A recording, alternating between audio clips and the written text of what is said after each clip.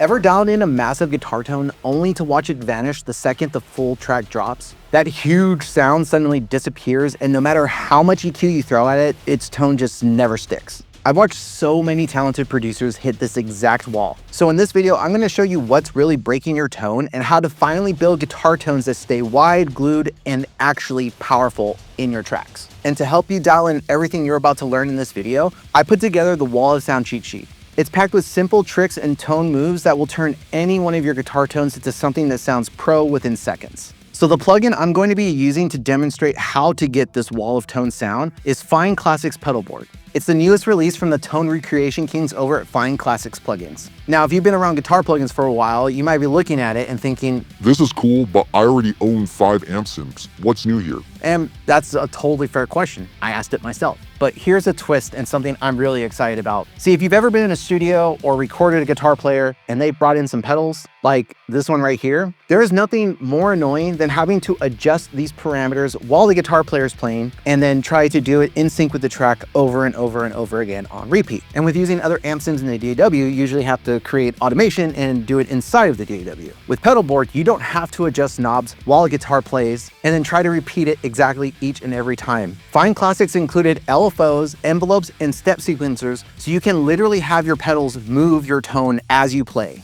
and then save that as a preset that you can pull into other sessions. The cool part about this is you can duck EQ bands based on your picking or make delay and modulation pulses with your track without ever having to touch an automation lane in your DAW. And I'll say it again, you can save it as a preset. This kind of workflow is rare in the amp sim world, and in fact, I don't know if I've ever seen it in another amp sim. And aside from that feature, you get the effects lineup that includes a chorus, a delay, compression, fuzz, tape warble, lo-fi, bit crush, reverb volt, and even auto swell, which is pretty neat. And inside Pedalboard, you've got 3 amps via the Ampli module. What's helpful too is that there's high and low pass filters on both the input and output stage, an onboard gate, and a dry wet control, which at first threw me off, but it is now something I would like to see in every amp sim, and you'll see why in this video. And now what's even cooler and comes directly from the team at Fine Classics is that Fine Classics is building this as a long-term platform. They plan to keep adding pedals and features at no extra charge. One-time payment, no subscription, and you get lifetime upgrades. Now, to be fully transparent, the team did send me this plugin, but I'm only making this video after testing it out myself to make sure that it didn't just sound good in Instagram Reels, but something that actually works and holds up in a track. And if you do like what you hear, Fine Classics gave me a code that you can use to get 20% off of your purchase. Just use the link below and it will automatically apply it to your cart.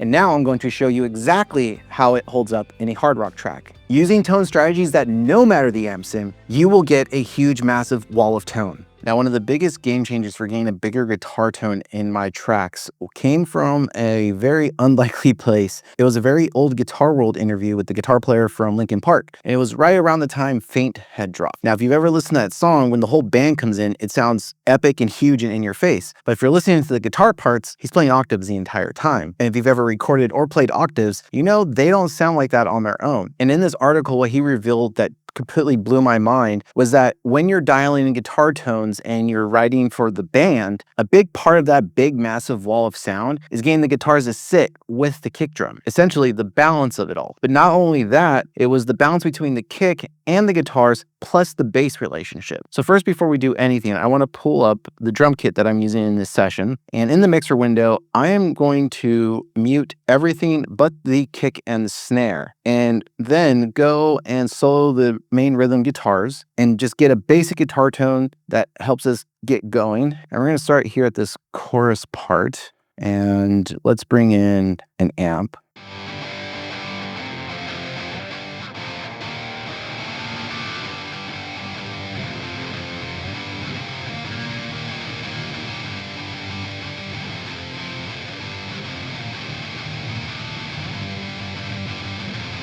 Cool, that works. Let's take this and duplicate it over to the second track.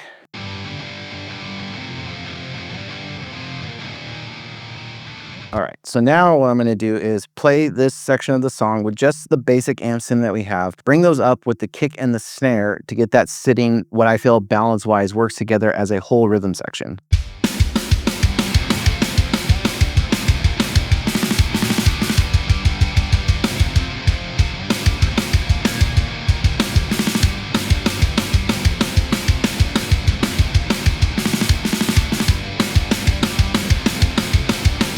right, that sounds like a pretty decent spot to start at. Next, I want to go to the bass track. Now, for the bass, what I've got going on is the Unmansky bass from Submission Audio. I've got some key switch going on and Humanize at 50%. And let's bring that in.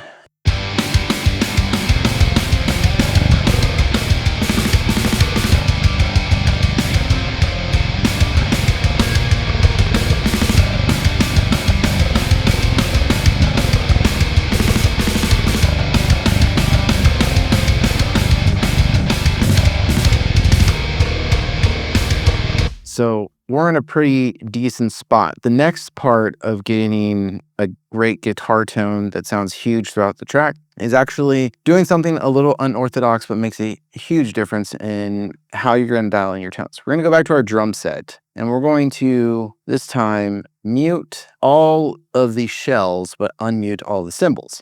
And the reason for this is that a lot of the conflict that happens inside of a track is going to be your cymbals and your guitars. And the best way to exercise getting better at this without having to constantly record drums is to utilize drum sample libraries and drum loops and different types of drum patterns that come with a lot of the drum samplers that are out there, whether it's progressive, punk, metal, whatever it is. Looping this and listening to the cymbals of different drum samplers and the type of guitar tones that usually go with them, what's going to happen is you're going to start hearing some different cabinets match or pair better with what's going on with the cymbals. Now, the reason we're going to focus on the guitar cabinet is because we can really add more depth to the guitars and the energy of the song by switching out the IRs, which is often a lot simpler to do with reamps and things of that nature when you're given tracks, as opposed to trying to re-record drums or find cymbals that fit with the track when the drummer might really know their cymbal sound, and if you mess with it too much, but what the heck. Guitar players are a little bit easier because they're just like, as long as the tone sounds sick throughout the track, it's usually a lot easier to get away with that stuff than with the drummer. So what I'm going to do now is listen back to the guitars and see if a different impulse response will help these guitars stand out a little bit more. And what I'm going to do is put one guitar into the center, turn off the other, and just take a listen and see what we can come up with.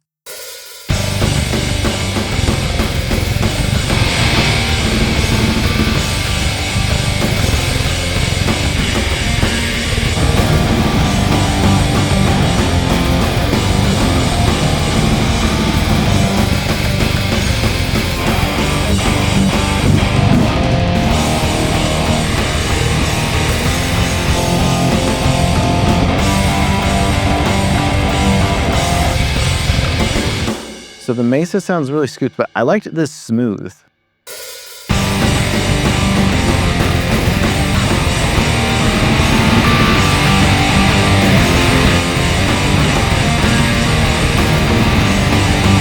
All right, so let's do some tone shaping. I want to compress the DI signal a little bit coming in, and let's see, put that at 100.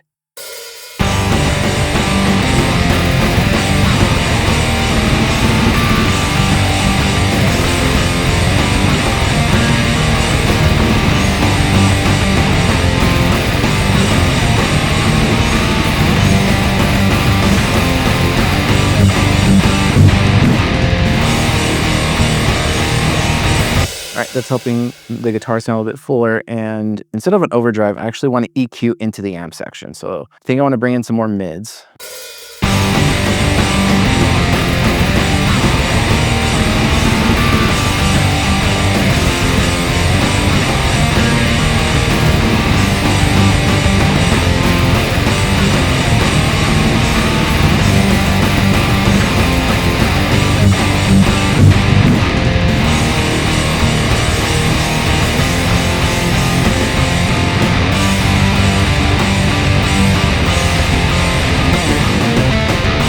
Something else I want to try is modulation. Let's go to LFO, and we're going to pick 8th note. Now, what I'm trying to accomplish here is making the low end and the mids of the guitar feel a little bit more human and less sterile. And this is something that is unique to this plugin that I want to experiment with. So I'm going to see what happens when we play with this.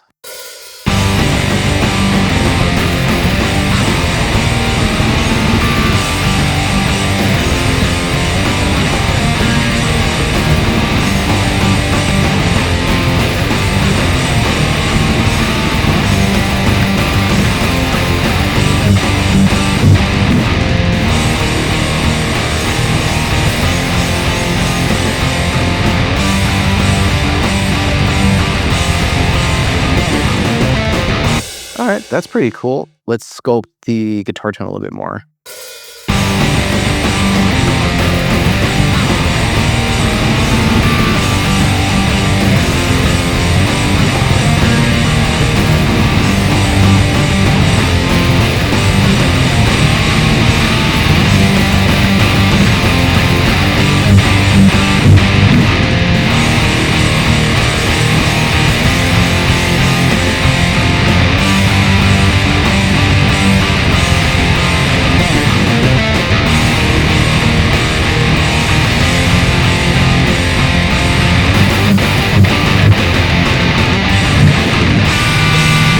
That actually sounds pretty cool. Let's now bring this over to the other track.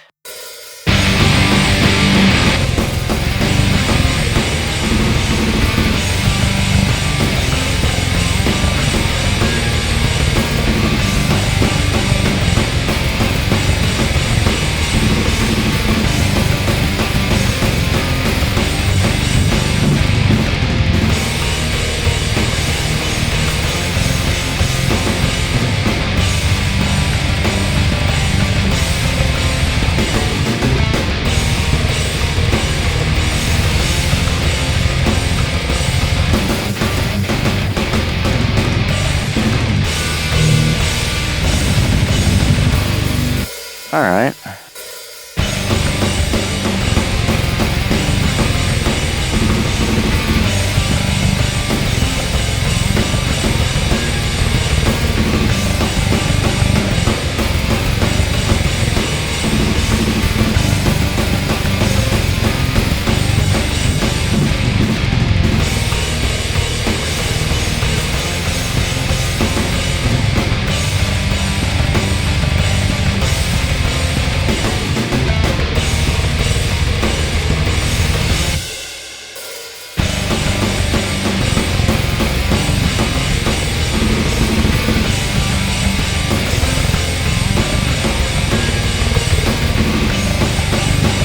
I'm pretty pleased with that. Now we need to do the next part that's going to help make this all come together and feel like a very established rhythm section. A huge part to gain a great big guitar tone in a track is how the bass relationship is with the guitars tone-wise. A lot of the time, whenever I've helped students and I'm hearing their guitar tones and they think they have a guitar tone issue, they actually have a bass tone issue. And once they figure out how to make their bass tones complement not only the rhythm section of the drums, but also their guitars, everything starts coming together. So let's work on that next.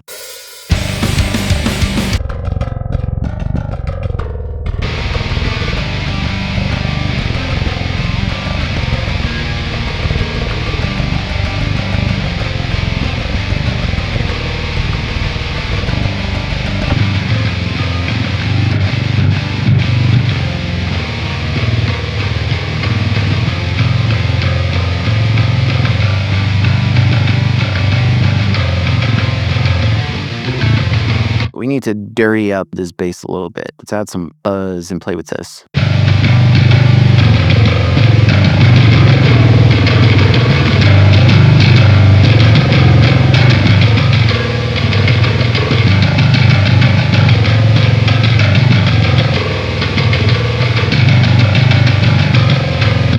And let's even out the tone a little bit. It's a little pretty consistent, but it's a little jumpy.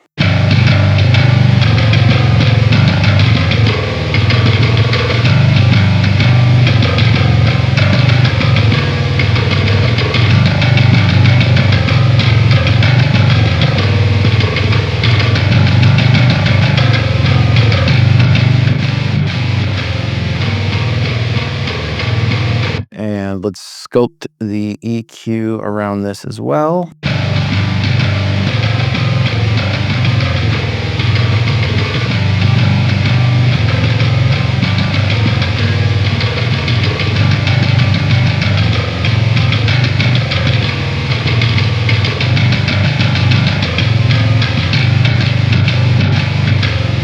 So let's unmute all these tracks.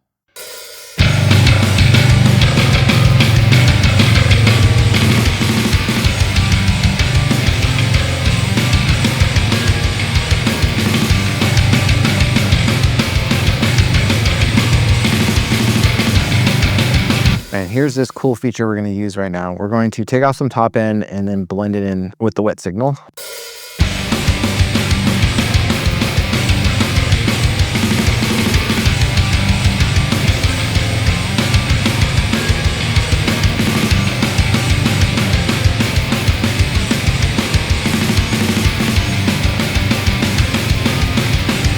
I'm gonna play it back and then I'm gonna take out the bass and then bring it back in.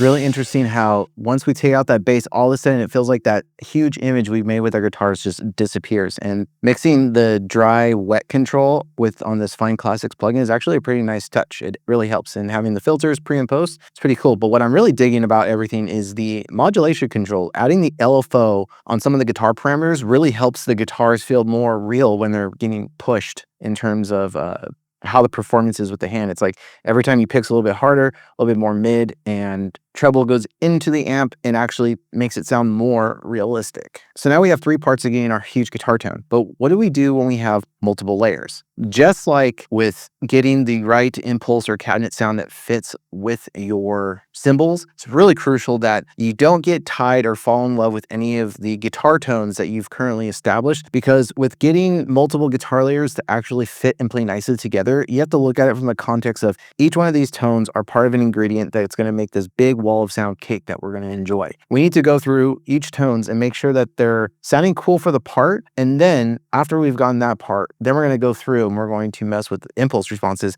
to start crafting this delicious tone cake that works with all the tones together. So let's solo the bass, the guitars, and start soloing the lead guitars one by one and getting those to fit in.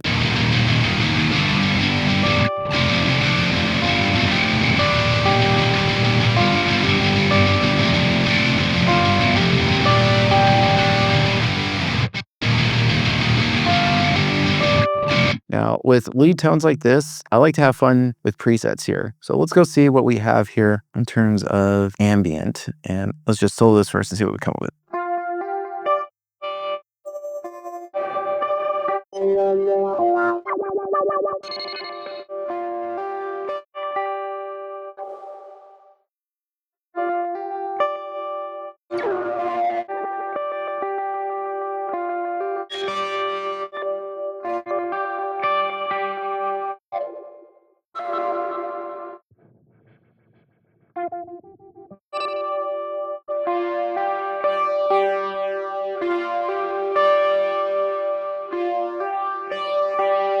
That's kind of cool.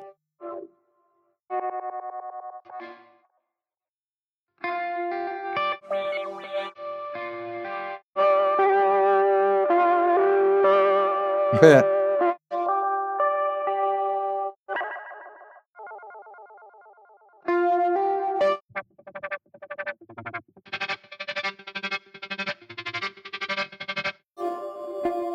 these two right here would be pretty cool for like bridge parts.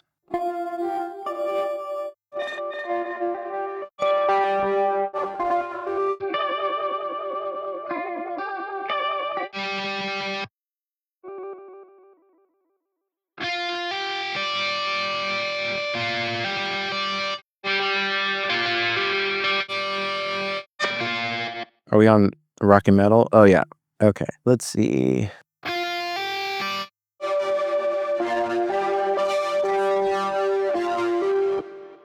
How does this sound with the other guitar tones?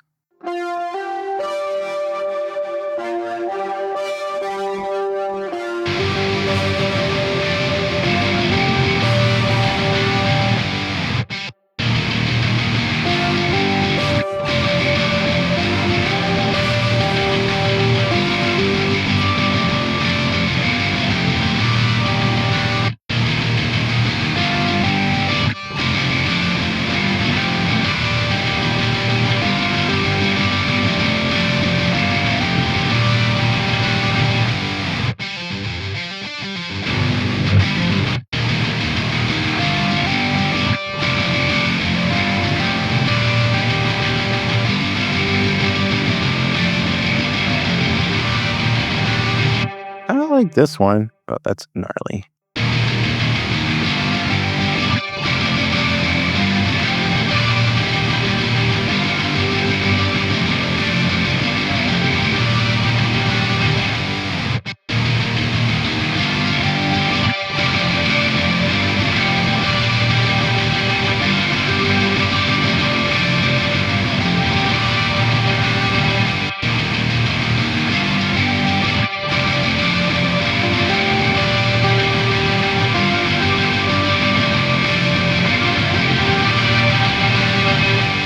All right, so now what I want to do is actually see if there's different IRs that possibly blend these together with the main guitars and the bass better.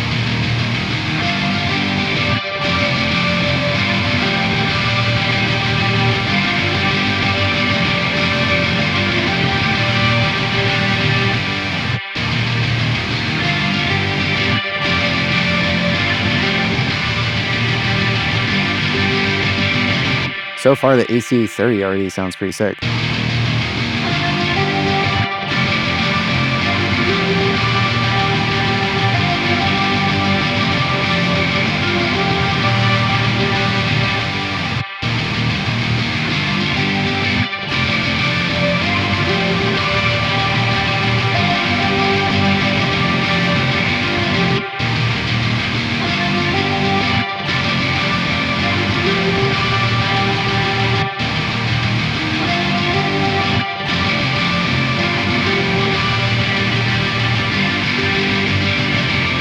Let's see what the green one sounds on both left and right before I make a decision. I like where the AC30 gets placed with the leads. Like they don't come up front like some of the cabinets do, and they don't get too far behind. It seems like they stay right in the melting pot in the middle of where I want them to be.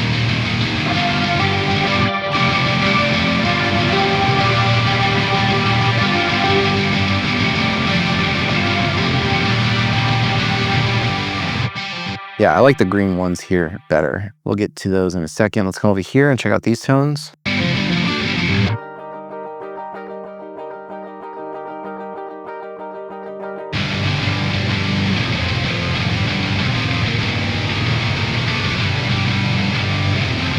So this tone,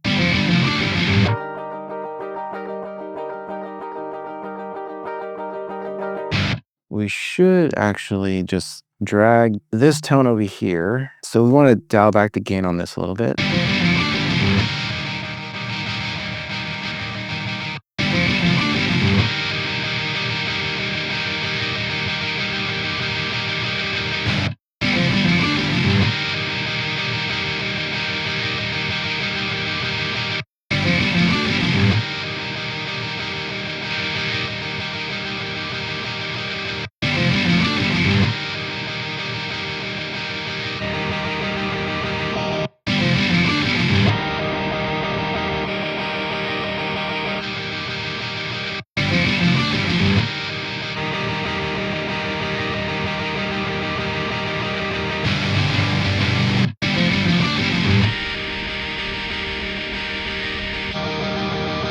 Okay, that.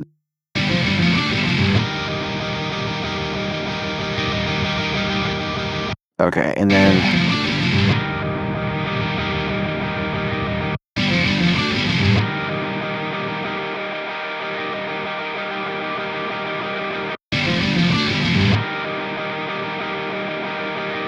All right, cool. And then I want to bring in a little bit of delay. This little dot turns it to tempo. Let's 1/8 dotted.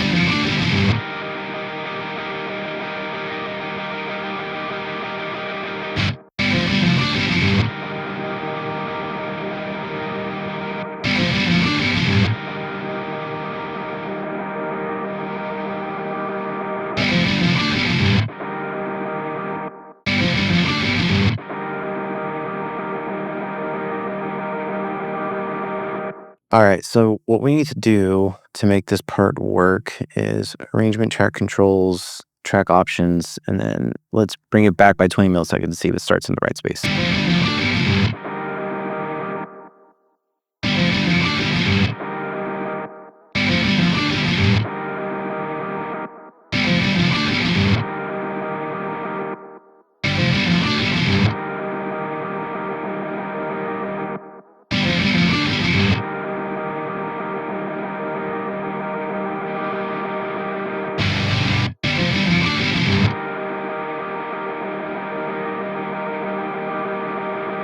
So we'll bring this one down by that much too, because they're essentially playing the same part. And all I'm doing is basically bring it forward so that when it's supposed to start, it starts on time. Because of the mix control and the delay, it's kind of making it start too far back, and I don't want that to happen here.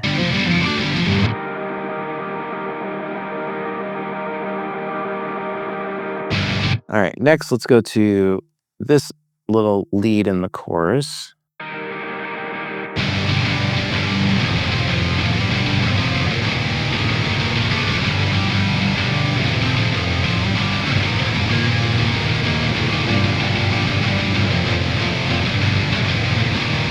So what can we do here to make it sound cool? Let's see. Metalcore amp.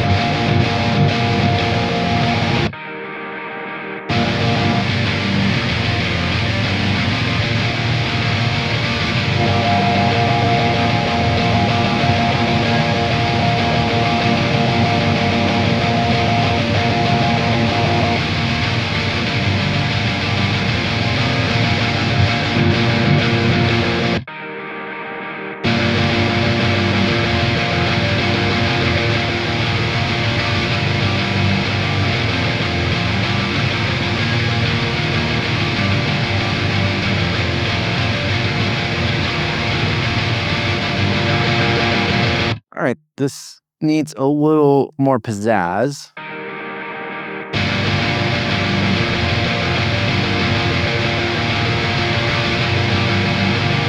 And let's also get one of these choruses in here.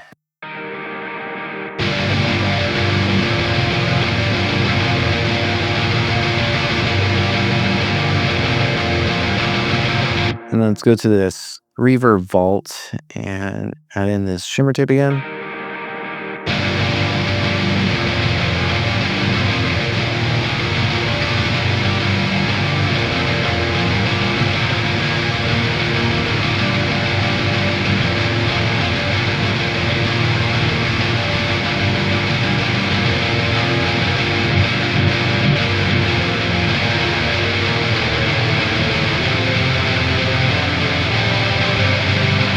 Okay, at this part, let's add in some LFO stuff again.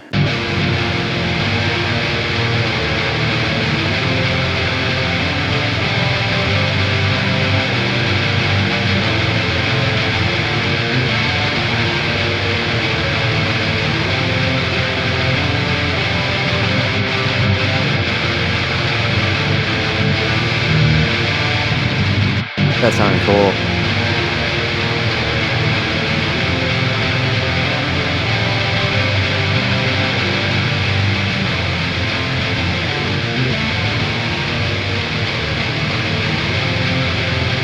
Awesome. I like that. Let's add it to this one, and then let's balance these out.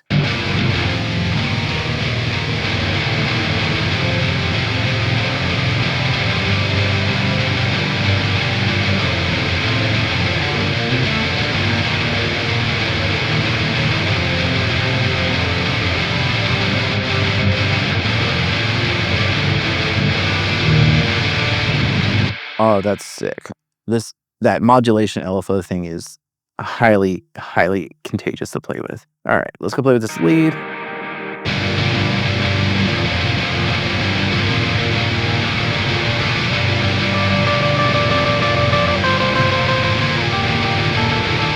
All right, this one, let's have some fun with it and go preset hunting again on this one. See if we can find something here.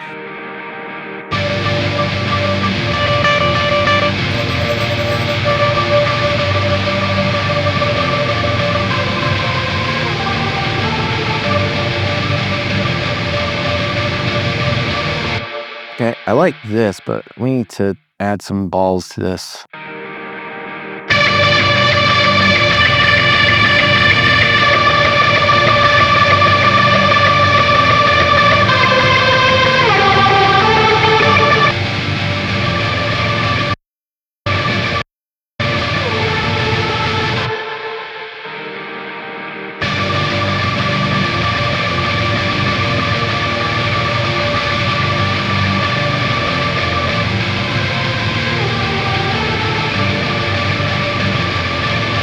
see if there's a different cabinet that can work better than this green one.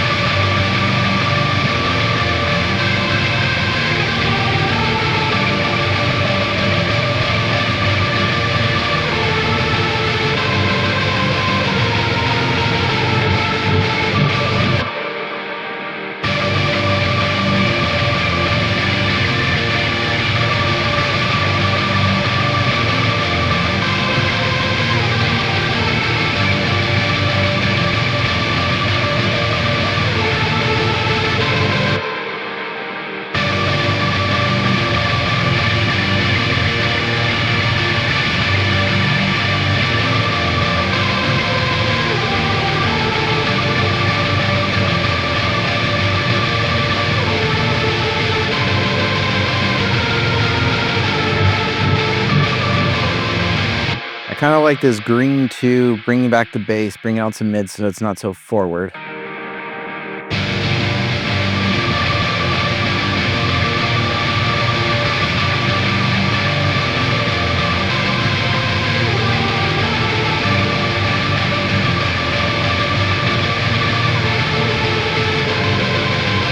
Cool. That part sounds great to me. Let's bring in this lead over here now.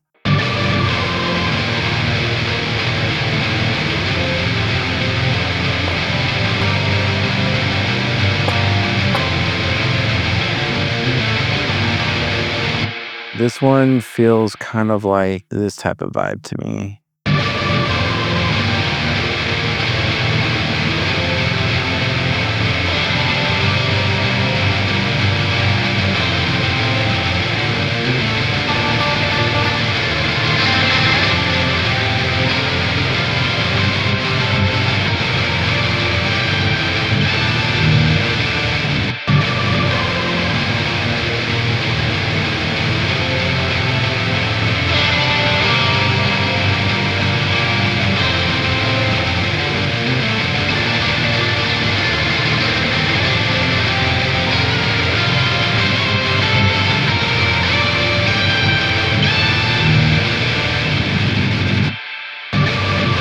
All right, then what is this one?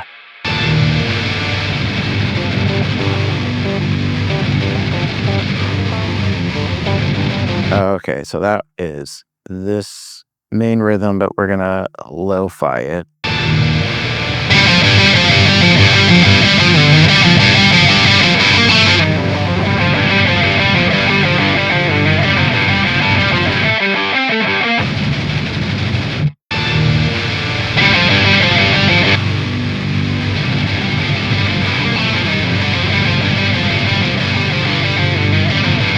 Let's bring in that reverb vault again.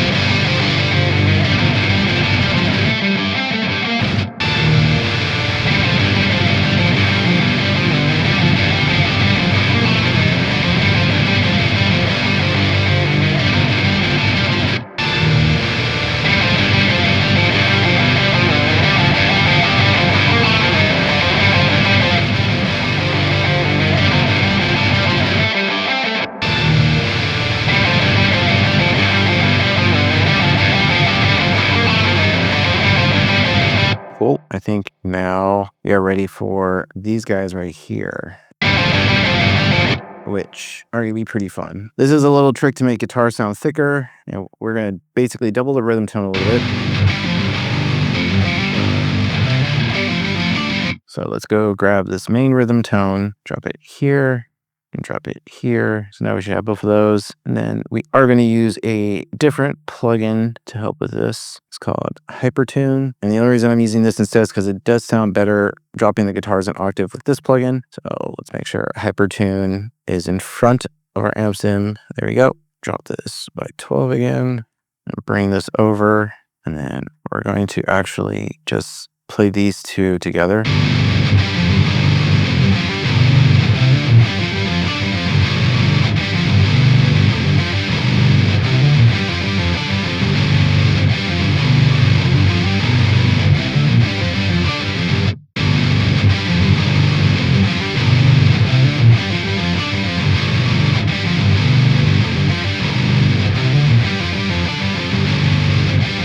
I want this to sound a little bit bigger. So let's see if we can find a different cabinet that sounds like it adds more low end.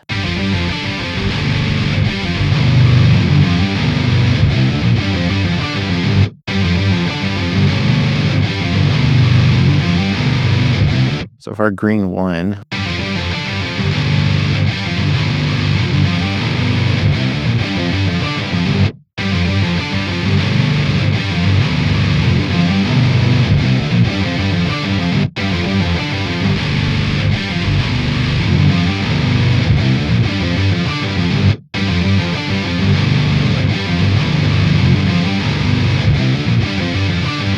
so far I think I kind of like green 3, but I do want to add some more bite on this.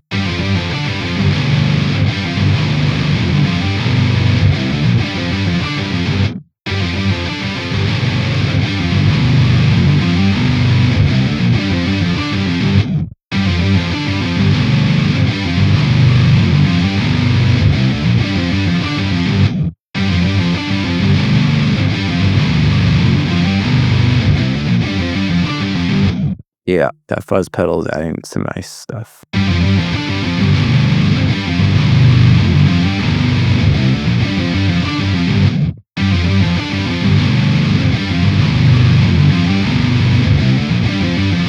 All right.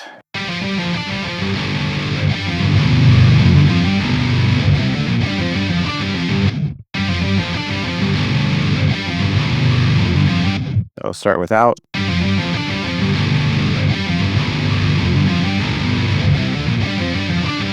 Bring it back in.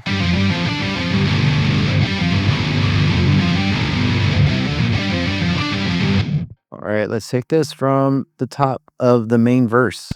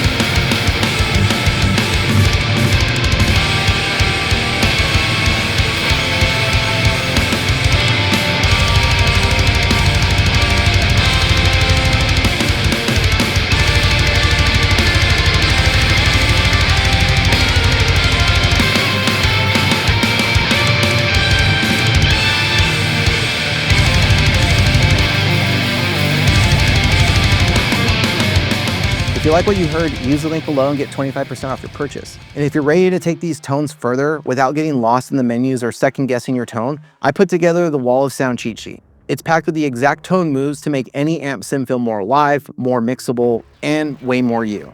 But even with these killer tone strategies and insights you've just unlocked, if your track doesn't sound epic, it gets skipped. Which is exactly why you need to watch this next video, where I reveal one simple trick pros use to instantly make their songs sound epic.